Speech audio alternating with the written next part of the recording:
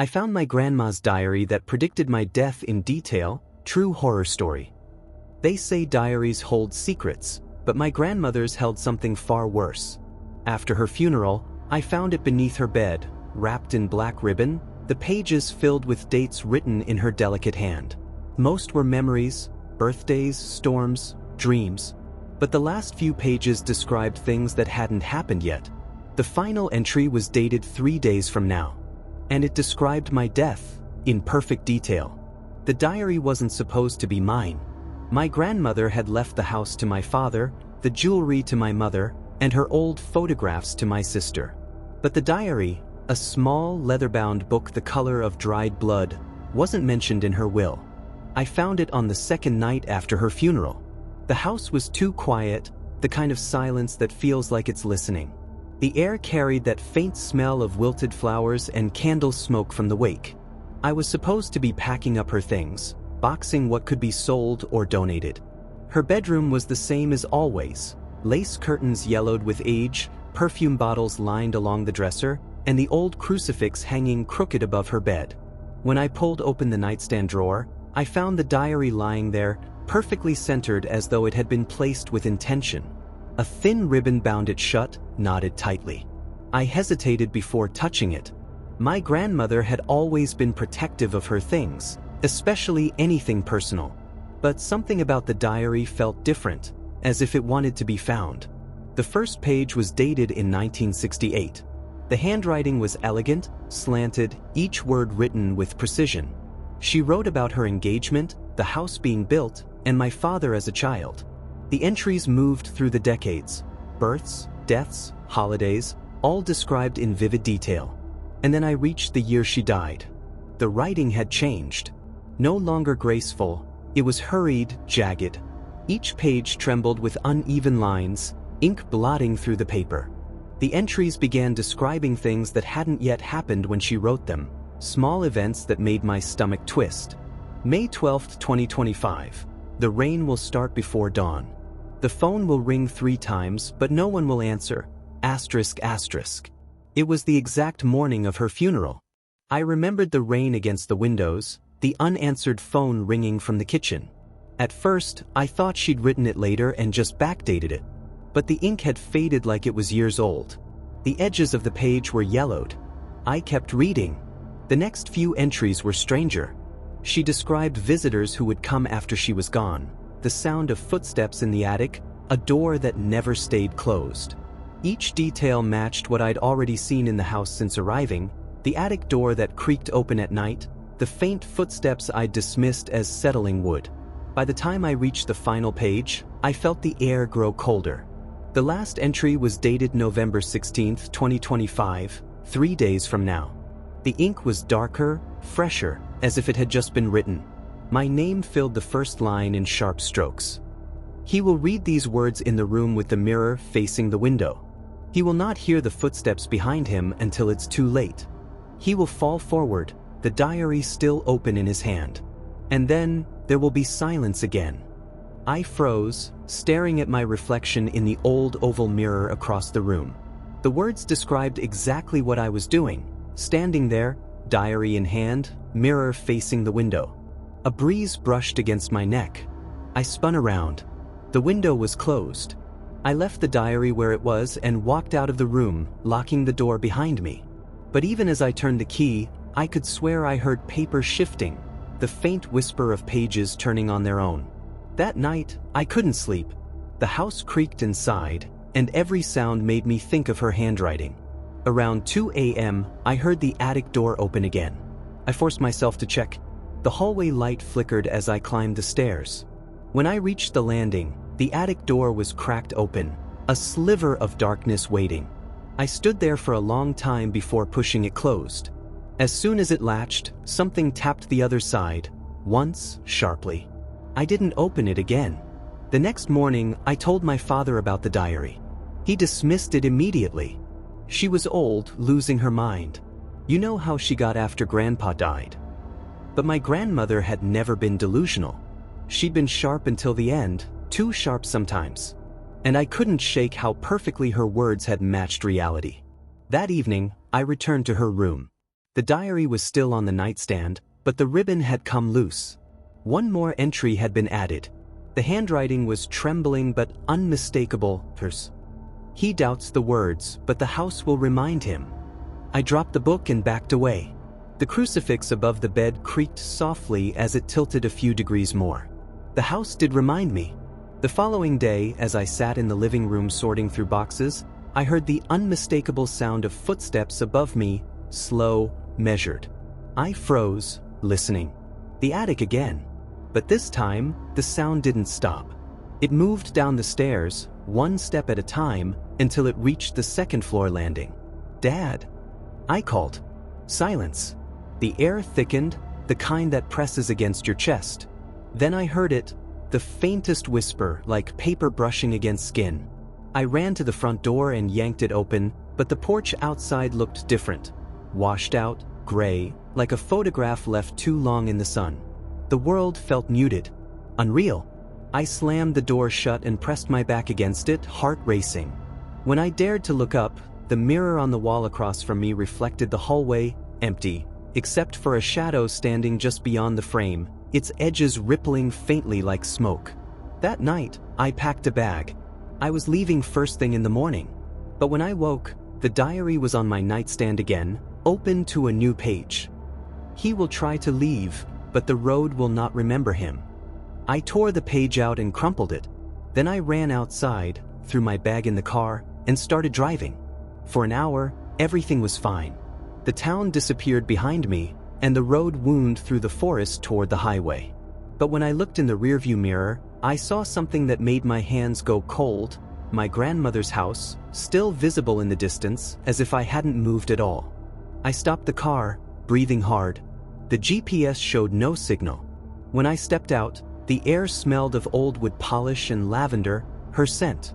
I drove again, faster this time. But every turn led me back to the same narrow stretch of road. By sunset, I gave up and returned to the house, shaking. The diary waited on the porch step, open. He will understand before the end. He will write what he reads.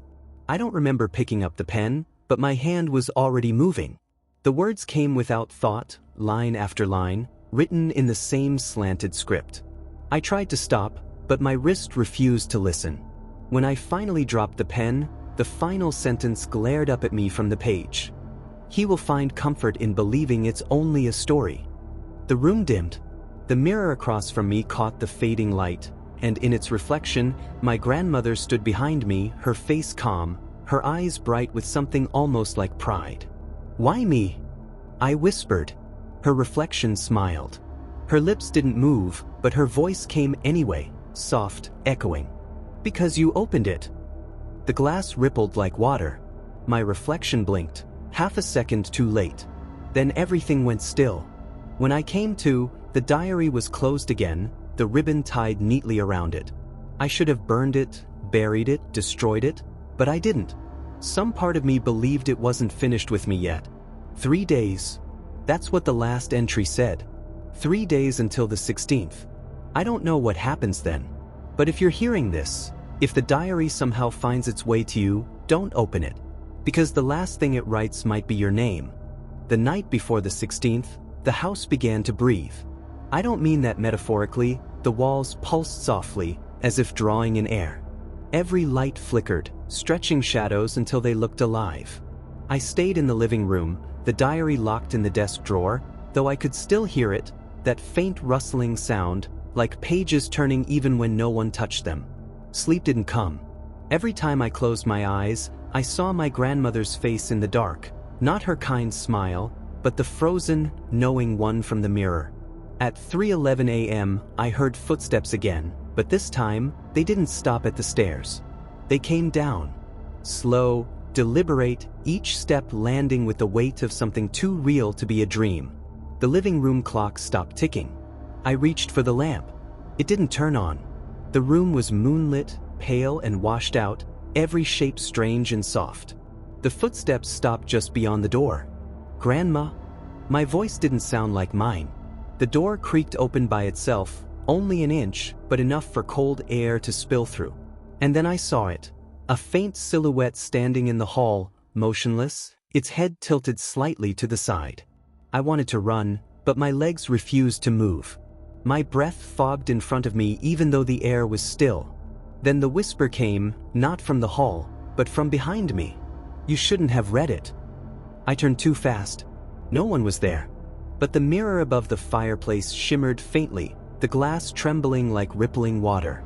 My reflection stood in it, still, expression blank. Then, without moving my body, it smiled. I stumbled backward, knocking over the lamp. The crash echoed through the house. When I looked again, the reflection was gone. Only the diary sat on the floor, open to a new page. "He will understand tonight." I didn't remember unlocking the drawer. I didn't remember touching it at all. By dawn, I had made up my mind. I was leaving for Real.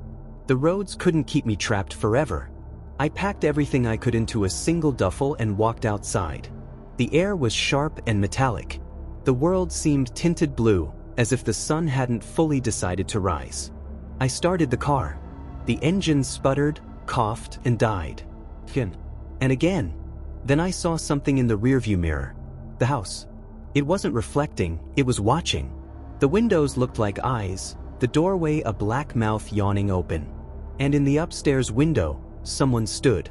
A thin, pale figure, holding something small and dark in its hands. The diary. I left the car and ran, gravel crunching under my shoes. When I burst through the front door, the smell of old perfume hit me like a memory. The house was silent again, perfectly still. The diary lay open on the hallway floor. "He will return because he must." My pulse hammered in my ears. I wanted to scream, to destroy it, but something stronger than fear held me there, curiosity, the same poison that had brought me this far. The next line appeared right before my eyes, the pen dragging itself across the page. "He will climb to the attic where the truth waits." And before I could stop myself, I was moving.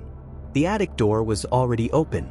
The air inside was dense, the smell of dust and something faintly sweet, like rotting flowers. Light filtered through the cracked roof in narrow, trembling lines. In the center of the attic stood a small wooden chair.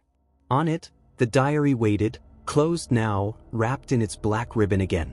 And behind it, hanging from the rafters, was a mirror. I'd never seen it before. The frame was carved from the same dark wood as the diary's cover, intricate, swirling shapes that seemed to shift when I looked too long. I stepped closer. My reflection waited, silent, patient. For the first time, it didn't seem delayed. It moved perfectly with me. But as I leaned in, I saw something impossible. Behind my reflection, just over my shoulder, stood my grandmother. Her eyes were open wide, too wide, and her lips curved into that same knowing smile. "You found it," she whispered. The mirror's surface rippled. I turned to run, but the air thickened, pressing me in place. My body wouldn't move. I felt my pulse racing in my throat, my vision narrowing. Her reflection moved closer, even though she wasn't there in the room. I could see her hand rise in the mirror, thin, pale fingers reaching toward the glass. When her hand touched my reflection's shoulder, my own shoulder went cold. "It isn't yours to read," she said softly. "It writes itself." The diary on the chair opened by itself, pages fluttering wildly. Words bled across the paper in frantic lines, too fast to follow. "He will see what she saw. He will finish what she began." My grandmother's reflection pressed her palm against the glass. A crack spread through the mirror, thin at first, then splintering in all directions. The attic filled with a deep, low hum, vibrating in my bones. I reached out instinctively to stop it, to stop her. My fingers touched the glass. It was warm. The mirror pulsed once, like a heartbeat. Then the world inverted. When I opened my eyes, the attic was quiet again. The mirror was gone. The diary lay on the floor beside me, a single page open. My name filled it over and over again, written in dozens of different handwritings, hers, mine, and others I didn't recognize. Below them, one final line. "The writer must stay where the words begin." My reflection in a shard of broken glass beside the chair blinked. Half a second too late. That's when I understood. The diary didn't predict. It recorded. It wrote what was happening as it happened. And I was inside it now. The next days blurred into one another. I didn't eat. I barely moved. The house felt smaller, like the walls were folding inward. The mirror returned, not in the attic this time, but in every reflective surface, windows, spoons, even puddles of water. My reflection followed my movements with eerie precision, except sometimes, when I blinked, it wouldn't. Sometimes, it smiled instead. At night, I heard scratching inside the walls. Not rats. Writing. The sound of pens dragging across paper. On the third night, November 16th, I sat in the living room with the diary on my lap. It was open to a blank page. I could feel it waiting. So I picked up the pen. The ink flowed smoothly. The first words came unbidden. He writes because he must. He writes because the story isn't over. I tried to stop. My hand moved on its own, scrawling line after line. My breath hitched, my vision swimming. The room darkened. He will become the next keeper of the words. The lamp flickered, then went out. In the mirror across the room, my reflection smiled. It raised its hand slowly, pressing it against the glass from the inside. The same motion my grandmother had made. My hand lifted too, without my will. The space between us shrank until only the glass separated us. Then, as the final stroke of the pen fell across the page, the glass rippled once more, and I wasn't looking at my reflection anymore. It was looking at me. From the other side. The diary closed with a soft thud. The house went silent. They found the house a week later after neighbors reported strange lights flickering in the windows. Everything inside was undisturbed, furniture in place, dishes clean, the bed neatly made. Only one thing was different. On the writing desk in the living room sat the diary, open to a new page. The handwriting was unfamiliar, sharp, careful, deliberate. November 17, 2025. A new reader has entered the story. And beneath it, faintly written, almost invisible in the dried ink. Welcome. Some stories aren't written, they're trapped. The diary didn't predict Nathan's death. It created it one word at a time. They say the book still exists, passed from house to house, waiting for the next curious soul to open its cover. If you ever find a diary bound in red leather, don't read the first page. Because by the time you do, it's already writing you.